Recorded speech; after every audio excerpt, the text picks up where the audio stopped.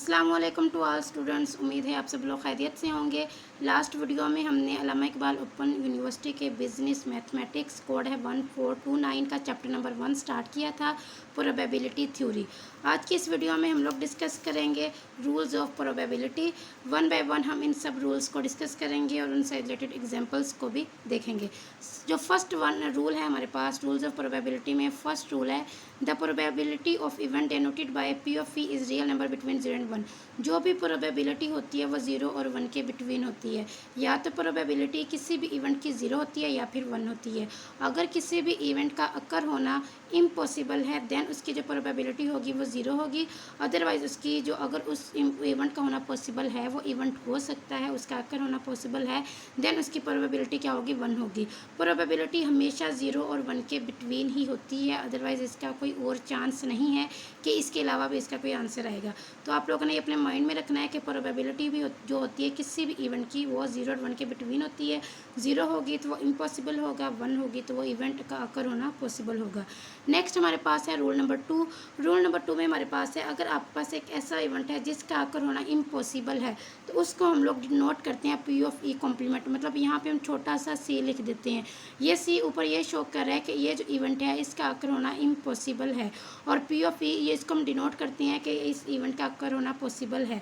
तो जो अगर आपसे पूछा जाए कि अगर एक आपके पास ऐसा इवेंट है जिसका अकर होना इम्पॉसिबल है, जो वो अकर नहीं हो सकता, तो उसका क्या फार्मूला होगा, उसको हम कैसे फाइंड आउट करते हैं। तो उसका फार्मूला होता है 1 माइनस पी ऑफ ई। मतलब कि सबसे पहले जिस इवेंट का अकर होना पॉसिबल है हम उसकी वैल्यू निकालते हैं, या वो वैल्यू आपको गिवन होती है। 1 में से उस वैल्यू को माइनस कर देंगे तो आपके पास उस इवेंट की वैल्यू आ जाएगी जिसका अकर होना इम्पॉसिबल है। तो ये जो है ये रूल नंबर 2 है हमारे पास, जिसमें P if of C is equal to 1 minus P of E इसके इक्वल होगा। जिसमें ये आपके पास शो हो रहा है, ये शो कर रहा है कि आपके पास ये जो इवेंट है वो इम्पॉसिबल है और ये वाला जो इवेंट है इसका अकर होना पॉसिबल है। नेक्स्ट हमारे पास है जी रूल नंबर 3। रूल नंबर 3 में हमारे पास है अगर आपके पास दो इवेंट्स हैं E1 और E2, ये दोनों हमारे पास क्या है, म्यूचुअली एक्सक्लूसिव हैं, then probability of both events E and 2 वो किसके इक्वल होगी। जैसे हमारे पास ये हमारे पास है इवेंट्स जो कि म्यूचुअली एक्सक्लूसिव हैं।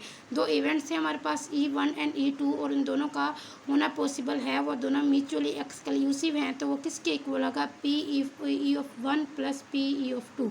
कि आप उन दोनों इवेंट्स की प्रोबेबिलिटी को ऐड कर दें तो आपके पास जो आंसर आता है वो आंसर होता है म्यूचुअली एक्सक्लूसिव इवेंट्स का। तो ये जो आपका थर्ड रूल है ये आपने अपने माइंड में रखना है कि अगर आपके पास दो इवेंट्स म्यूचुअली एक्सक्लूसिव हैं तो वो किसके इक्वल होते हैं, P E of 1 plus P E of 2 उन दोनों इवेंट्स की सेपरेट प्रोबेबिलिटी के एडिशन के इक्वल होते हैं। नेक्स्ट हमारे पास है रूल नंबर 4। रूल नंबर 4 में सिंपल यही रूल नंबर 3 ही रिपीट हो रहा है, बट यहाँ पे ये है कि रूल नंबर 3 में हमारे पास दो इवेंट्स हैं। यहाँ पे वो बात कर रहे हैं कि अगर आपके पास मोर देन 2 इवेंट्स हैं, मतलब काफ़ी ज़्यादा इवेंट्स हैं, E1 union E2 union E3 up to so on EN तक हैं, और ये सारे इवेंट्स जो हैं वो म्यूचुअली एक्सक्लूसिव हैं, देन वो किसके इक्वल होगा, P E of 1 plus P E of 2 plus P E of 3 up to so on P E N, ये इसके इक्वल होगा। यहाँ पे सिंपल दो इवेंट्स की बात हो रही थी और यहाँ पे मोर देन 2 इवेंट्स की बात हो रही है। नेक्स्ट आपके पास है जी रूल नंबर 5। रूल नंबर 5 में हमारे पास है कि अगर आपके पास दो इवेंट्स हैं वो दोनों म्यूचुअली एक्सक्लूसिव नहीं है, यहाँ पे हमने बात की थी अगर वो म्यूचुअली एक्सक्लूसिव हैं देन वो इसके इक्वल होगा, और अगर वो म्यूचुअली एक्सक्लूसिव नहीं है देन आपके पास वो जो इवेंट्स होंगे वो किसके इक्वल होंगे, इस चीज़ के इक्वल होंगे। ये बात आपने अपने माइंड में रखना है। यहाँ पे उन्होंने न्यू टर्म एक ऐड करवाई है, वो है माइनस कर दिया पी E1 इंटरसेक्शन E2। ये जो फार्मूला है ये आपने याद रखना है, ये किसके लिए, नॉट म्यूचुअली एक्सक्लूसिव के लिए, और ये जो चीज़ है ये आपके पास है म्यूचुअली एक्सक्लूसिव के लिए। यहाँ पे उन्होंने दो इवेंट्स की बात की हुई है E1 एंड E2। अब देखें ये दो जो इवेंट्स है म्यूचुअली एक्सक्लूसिव हैं, तो इनका जो होगा E1 यूनियन E2 ये किसके इक्वल होगा, P E of 1 plus P E of 2, और यहाँ पे जो दो हैं वो म्यूचुअली एक्सक्लूसिव नहीं है तो इसके लिए ये इसके इक्वल होगा। तो ये दोनों जो पॉइंट्स हैं ना, rule number 3 and rule number 5, ये दोनों आपने अपने माइंड में रखने हैं कि म्यूचुअली एक्सक्लूसिव के केस में, नॉट म्यूचुअली एक्सक्लूसिव के केस में ये किसके इक्वल होता है। नेक्स्ट हम एक एग्जांपल को डिस्कस करेंगे जो कि आपके सिलेबस में गिवन थी और असेसमेंट में भी एग्जांपल थी। इसमें यह था आपके पास ये पूरी स्टेटमेंट तो यहाँ पे मैंने राइट नहीं की, बट उसमें स्टेटमेंट में ये था, इस एग्जांपल की स्टेटमेंट में, कि आपके पास इस्लामाबाद में अलार्म्स हैं वो सेट करने, अलार्म सेट करने हैं पर आवर, उनकी प्रोबेबिलिटी बतानी है आपने कि अगर आपके पास जो अलार्म्स हैं वो जो फ्यूअर दैन 8 हैं उसकी प्रोबेबिलिटी है 0.16, और जो 8 हैं 8 अलार्म्स हैं उनकी प्रोबेबिलिटी 0.20, 9 अलार्म्स की प्रोबेबिलिटी है 0.24, 10 अलार्म्स की प्रोबेबिलिटी है 0.28, और मोर देन 10 अलार्म्स की पर आर प्रोबेबिलिटी है 0। और ये पर आर की बात हो रही है कि 1 घंटे में इनकी इतनी इतनी प्रोबेबिलिटी है। अब देखें यहाँ पर भी प्रोबेबिलिटी 1 से ग्रेटर और 0 से स्मॉलर नहीं गई, मतलब कि प्रोबेबिलिटी हमेशा क्या होती है, 0 और 1 के बिटवीन होती है। अब यहाँ पे हम लोगों ने क्या फाइंड करना है, सबसे पहले हम लोगों ने प्रोबेबिलिटी निकालनी है मोर देन 8 अलार्म्स के लिए। तो मोर देन 8 अलार्म्स के लिए हम यहाँ पे इसको लिखेंगे कि मोर देन 8 अलार्म्स के लिए अगर हमने प्रोबेबिलिटी निकालनी है तो इसमें मोर देन 8 में अगर आप देखें ना, यहाँ पे गौर से मोर देन 8 की हम बात कर रहे हैं, तो यहाँ पे मोर देन 8 में एक 9 वाला आएगा, 10 वाला आएगा और मोर देन 10 वाला आएगा, ये तीनों ही मोर देन 8 में आते हैं। तो जब हम मोर देन 8 की प्रोबेबिलिटी निकालेंगे तो इसमें हम इसको मोर देन 8 में हमने इसको इन तीनों प्रोबेबिलिटीज़ को प्लस कर देना है, 9 वाले, 10 वाली और मोर देन 10 वाली। इन तीनों प्रोबेबिलिटीज़ को अगर आप प्लस कर देंगे तो हमारे पास मोर देन 8 वाली प्रोबेबिलिटी आ जाएगी। फिर वो कह रहे हैं कि बिटवीन 8 एंड 10 अलार्म, जिसमें 8 भी इंक्लूड हो 10 भी इंक्लूड हो। तो यहाँ पर देखें, यहाँ पे ये चारों प्रोबेबिलिटी प्लस होंगी, इसमें 8 भी आएगा, इसमें 10 भी आएगा, बिटवीन 8 एंड 10, सॉरी यहाँ पे मोर देन 10 नहीं आएगा, क्योंकि वो बात कर रहे हैं कि 8 और 10 के बिटवीन, जिसमें आप 8 को भी इंक्लूड करेंगे और 10 को भी इंक्लूड करेंगे। मतलब कि जो सेकंड वाला है, बी वाला है, इसमें हम जो प्रोबेबिलिटी को प्लस करेंगे 8 वाली, 9 वाली और 10 वाली, ये तीन प्रोबेबिलिटीज़ प्लस होंगी, 0.20, 0.24 और 0.28। इन तीनों प्रोबेबिलिटीज़ को प्लस करके आंसर निकालेंगे। जबकि जब हम बात करेंगे मोर देन 8 की, तो मोर देन 8 में हमारे पास सिर्फ 9, 10 और मोर देन 10 आएगा, उसमें ये वाली चीज़ नहीं आएगी। ठीक है। उसके बाद लास्ट वन है हमारे पास नो मोर देन 8 अलार्म्स। तो इसमें आपने बताना है कि वो ऐसे अलार्म जो नो मोर देन 8, जो 8 से ऊपर ना हो। तो अभी हमने पहले देखें, ये पहले वाले देख लें कि जब हमने मोर देन 8 के लिए निकाले तो हमने 9, 10 और मोर देन 10 वालों इन तीनों वैल्यूज़ को प्लस किया तो हमारे पास ये वाली वैल्यू आ गई। ठीक है, ये मोर देन 8 अलार्म की है। उसके बाद बिटवीन 8 एंड 10 में आपके पास 8 भी आएगा, 9 भी आएगा और 10 भी आएगा। मोर देन 10 नहीं आएगा क्योंकि उन्होंने सिर्फ 10 तक का बोला हुआ है हमें। तो इन तीनों वैल्यूज़ को प्लस करेंगे तो हमारे पास ये बिटवीन 8 एंड 10 इंक्लूड 8 एंड 10 ये वाली आ जाएगी। अब हमने बात करनी है no more than 8। No more than 8 तो हमारे पास कोई है ही नहीं प्रोबेबिलिटी जिसको हम प्लस कर सकें। तो अभी हमने पीछे पढ़ा था ऐसा इवेंट जिसका अकर होना इम्पॉसिबल हो, तो उसके लिए हम क्या करते हैं, हम 1 को माइनस कर देते हैं उसके लिए जो कि जिसका पॉसिबल होना, जिसका अकर होना पॉसिबल हो। नो मोर देन 8 की हमने बात करनी है, लेकिन हमारे पास नो मोर देन 8 का आंसर तो नहीं है, बट हमारे पास मोर देन 8 वाले का आंसर है। तो हम 1 में से उस वैल्यू को माइनस कर देंगे तो हमारे पास जो आंसर आएगा वो नो मोर देन 8 अलार्म का आएगा। अभी हमने ऊपर आंसर निकाला मोर देन 8 अलार्म का 0.64, तो यहाँ पे हम लिख देंगे 0.64, 1.01 माइनस 0.64 करेंगे तो 0.36 हमारा आंसर आ जाएगा। अभी जो तीनों हमने निकालनी थी वो हम तीनों यहाँ पे निकाल चुके हैं। ठीक है, ये जो तीन उन्होंने हमसे बोली थी कि आप इनकी प्रोबेबिलिटी निकालें, तो ये मेथड होता है प्रोबेबिलिटी को निकालने का। नेक्स्ट हमारे पास है जी रूल नंबर 6। रूल नंबर 6 में हमारे पास बात हो रही है ज्वाइंट प्रोबेबिलिटी की। ज्वाइंट प्रोबेबिलिटी में इवेंट्स होते हैं, एक है हम 2 इवेंट्स लेते हैं, मोर देन 2 इवेंट्स भी ले सकते हैं, मतलब मैक्सिमम इसमें 2 इवेंट्स तो लाजमी होने चाहिए। तो और ये हम बात कर रहे हैं इंडिपेंडेंट इवेंट्स की, मतलब जो ये हम बात करेंगे पहले इंडिपेंडेंट इवेंट की, फिर उसके बाद डिपेंडेंट पे जाएंगे। इंडिपेंडेंट किसे कहते हैं ये मैंने आपको बताया था, जिसमें हमारे पास 2 इवेंट्स होते हैं, एक इवेंट का होना या ना होना किसी दूसरे इवेंट को इफ़ेक्ट ना करे, या E2 का आकर होना या ना होना इससे E1 को कोई इफेक्ट ना हो। तो ये जो होते हैं ना वो इंडिपेंडेंट इवेंट होते हैं जिससे इन दोनों असरअंदाज ना हो। तो अगर आपके पास पूछा जाए कि joint probability of 2 events, 2 independent event किसके इक्वल होते हैं, तो आपने बताना है कि वो उन दोनों इवेंट्स की प्रोबेबिलिटी के प्रोडक्ट के इक्वल होते हैं। सिंपल मैं फिर से बता देती हूँ, the joint probability of 2 independent events is equal to product of probability of 2 events के, उन 2 जो इवेंट्स हैं उनकी प्रोबेबिलिटी के प्रोडक्ट के इक्वल होती है joint probability of independent event. ये हमारे पास ज्वाइंट प्रोबेबिलिटी है इंडिपेंडेंट इवेंट्स की और ये हमारे पास उनके प्रोडक्ट के इक्वल होता है।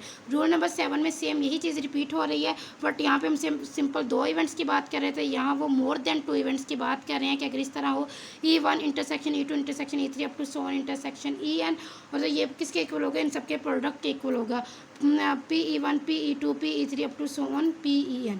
यहाँ पे एक और एग्जांपल आ गई है हमारे पास।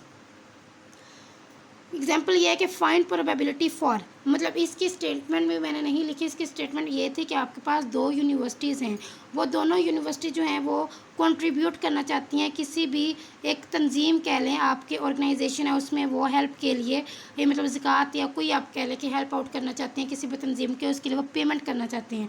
तो वो अगर फर्स्ट हमारे पास ये है कि अगर वो फर्स्ट जो यूनिवर्सिटी है वो कंट्रीब्यूट करे और सेकंड ना करे, या फर्स्ट वाली ना करे सेकंड वाली कंट्रीब्यूट करे, या वो दोनों कंट्रीब्यूट करें या वो दोनों कंट्रीब्यूट ना करें, तो इन 4 के लिए हमने प्रोबेबिलिटी निकालनी है। और अगर वो कंट्रीब्यूट करती हैं तो उसका जो आंसर है वो 0.30, ये आपके इस एग्जांपल की स्टेटमेंट में गिवन है 0.30। स्टार्ट करते हैं। सबसे पहला जो हमारे पास पॉइंट है वो है कि आपके पास फर्स्ट जो है वो कंट्रीब्यूट कर रही है जबकि सेकंड जो है वो कंट्रीब्यूट नहीं कर रही। तो इस केस में हम क्या करेंगे, देखें फर्स्ट कर रही है A1, दो जो हम एक यूनिवर्सिटी को हम A1 का नेम देंगे, दूसरी यूनिवर्सिटी को हम A2 का नेम देंगे। A1 कंट्रीब्यूट कर रही है, A2 कंट्रीब्यूट नहीं कर रही, सेकंड नॉट, मतलब A2 नहीं कर रही। तो हम A2 के ऊपर ये कॉम्प्लीमेंट भी लिख सकते हैं और ये लाइन भी लगा सकते हैं। कॉम्प्लीमेंट C और ये लाइन, इन दोनों का एक ही मतलब होता है कि अक्कर नहीं हो रही है एक चीज़। मैंने आपको बताया था ना कि जो इवेंट अक्कर नहीं होता तो उसके ऊपर हम छोटा सा C लगा देते हैं, C लगाते हैं, ये लाइन लगा दें, दोनों का एक ही मतलब होता है। तो P ऑफ A1 और P ऑफ A2 के ऊपर ये छोटी सी लाइन। अब जो इवेंट अक्कर हो रहा है उसके लिए हम क्या लिखेंगे 0.30, और जो नहीं हो रहा उसको हम कैसे निकालते हैं, उसमें से हम 1 को माइनस कर देते हैं 1.0.30। तो इन दोनों को माइनस करेंगे, इसका जो आंसर आएगा उसको इसके साथ मल्टीप्लाई करेंगे तो ये आपके पास मेन आंसर आ जाएगा। मतलब एक इवेंट जो है वो कंट्रीब्यूट, एक यूनिवर्सिटी कंट्रीब्यूट कर रही है दूसरी नहीं कर रही, जो कर रही है उसका होगा 0.30 और जो नहीं कर रही उसके लिए हम लिखेंगे 1.030। इन दोनों को इसको माइनस करके मल्टीप्लाई कर देंगे। अब वो एक और चीज़ पूछ रही है, फर्स्ट ना करे और सेकंड करे तब प्रोबेबिलिटी निकालें। अब फर्स्ट नहीं कर रही सेकंड कर रही है तो हम क्या करेंगे, A1 जो फर्स्ट यूनिवर्सिटी है उसके ऊपर लाइन और A2 को हम ऐसे ही लिखेंगे। अब A1 के केस में हम 1.0.30 1 माइनस 0.30 करेंगे और इसके लिए हम जस्ट 0.30 करेंगे। क्यों, क्योंकि ये कंट्रीब्यूट कर रही है और ये नहीं कर रही, तो इसको माइनस करके इसके साथ मल्टीप्लाई करेंगे तो 0.21 इसकी प्रोबेबिलिटी आ जाएगी। उसके बाद जो थर्ड C है उसमें बोथ विल कंट्रीब्यूट, के दोनों ही कंट्रीब्यूट कर रही हैं। अब किसी के ऊपर हम छोटी लाइन नहीं लगाएंगे, कॉम्प्लीमेंट नहीं लगाएंगे, सिंपल दोनों का PA1 PA2 लिख देंगे और दोनों ही कंट्रीब्यूट कर रही हैं तो दोनों के लिए हम 0.30 लिखेंगे, उनको मल्टीप्लाई करेंगे तो आपके पास आंसर आ जाएगा। D पे वो कुछ कह रहे हैं कि दोनों ही कंट्रीब्यूट नहीं कर रही।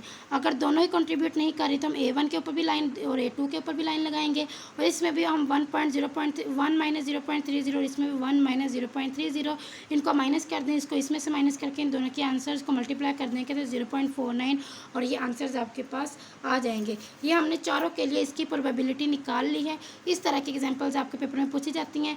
फर्स्ट कंट्रीब्यूट करे सेकंड ना करे, फर्स्ट ना करे सेकंड करे, दोनों ही करें या दोनों ही ना करें, तो इस तरह आपने रूल्स को यूज़ करते हुए उसकी प्रोबेबिलिटी निकालनी है। नेक्स्ट आपके पास है जी कंडीशनल प्रोबेबिलिटी। कंडीशनल प्रोबेबिलिटी क्या होती है, ये जो अगर हम प्रोबेबिलिटी को इस फॉर्म में लिखें ना, दो इवेंट्स की प्रोबेबिलिटी है उसको हम लिखें E1/E2, तो ये जो प्रोबेबिलिटी है इसको हम कहते हैं कंडीशनल प्रोबेबिलिटी। अब हमारे पास आ जाता है रूल नंबर 8। रूल नंबर 8 में हमने कंडीशनल प्रोबेबिलिटी लिखनी है for independent event and for dependent event. Rule number total इसके जो रूल्स हैं वो 9 रूल्स हैं और जिसमें रूल नंबर 8 हमारे पास है उसमें क्या आपने इंडिपेंडेंट इवेंट के लिए कंडीशनल प्रोबेबिलिटी लिखनी है जो कि है P(E1/E2 is equal to P(E1). मतलब ये फर्स्ट इवेंट के इक्वल होगा, E1/E2 किसके इक्वल होगा, P(E1), मतलब फर्स्ट इवेंट की प्रोबेबिलिटी के इक्वल होगा। और अगर आप डिपेंडेंट इवेंट्स की बात करें तो इसके लिए जो कंडीशनल प्रोबेबिलिटी है वो इक्वल होगी P(E1) intersection E2 over P(E2), मतलब ये इस चीज़ के इक्वल होगी। तो इंडिपेंडेंट इवेंट्स के लिए भी आपने अपने माइंड में रखना है, डिपेंडेंट इवेंट के लिए भी आपने अपने माइंड में रखना है। टोटल इसके 9 रूल्स हैं और ये 9 रूल्स आपने अच्छे से अपने माइंड में रखने हैं। बहुत इजी रूल्स हैं। फर्स्ट रूल ये था कि आप वो 0 और 1 के इक्वल होती है। सेकंड में अगर वो अक्कर नहीं हो रहा तो वो 1 माइनस P ऑफ E के इक्वल होगा। फिर अगर आपके पास 2 इवेंट्स हैं और वो म्यूचुअली एक्सक्लूसिव हैं तो इसके इक्वल होगा। अगर मोर देन 2 इवेंट्स हैं वो इसके इक्वल होगा और अगर वो म्यूचुअली एक्सक्लूसिव नहीं है तो ये होगा। फिर उसके बाद हमने एक एग्जाम्पल देखी उस रूल नंबर 5 से रिलेटेड अलार्म्स वाली, उसको हमने सोल्व किया और ये बहुत ईजी एग्जाम्पल थी और ये आपके पेपर में आ भी सकती है। उसके बाद ज्वाइंट प्रोबेबिलिटी के बारे में बताया कि वो उनके प्रोडक्ट के इक्वल होता है और अगर मोर देन 2 इवेंट्स हैं तब ज्वाइंट प्रोबेबिलिटी क्या होगी। फिर हमने इसके रिलेटेड एक एग्जाम्पल को सोल्व किया जो कि इंतहाई ईजी एग्जाम्पल थी। ये एग्जाम्पल आपको आनी चाहिए। उसके बाद कंडीशनल प्रोबेबिलिटी क्या होती है और उनसे रिलेटेड जो रूल्स हैं वो भी हमने डिस्कस किए। ये था आज का हमारा लेक्चर जिसमें हमने प्रोबेबिलिटी के रूल्स को डिस्कस किया और जो चैप्टर फर्स्ट वीडियो में हमने डिस्कस किए थे कि इसके जो पॉइंट्स हैं ट्रिपलेट, ये जो ओमेगा है और ये फील्ड है सिग्मा फील्ड प्रोबेबिलिटी, ये किसको कहते हैं और इनको हमने एग्जांपल लेके हमने इसको डिस्कस किया था। ये था हमारे चैप्टर नंबर 1 का जो मेजर जो इंपॉर्टेंट चीज़ें थी हमने वो डिस्कस कर ली हैं। अब नेक्स्ट हम इन वीडियो में इंशाल्लाह चैप्टर नंबर 2 स्टार्ट करेंगे। अपना बहुत सारा ख्याल रखिएगा। जज़ाकल्लाह, अल्लाह हाफिज़।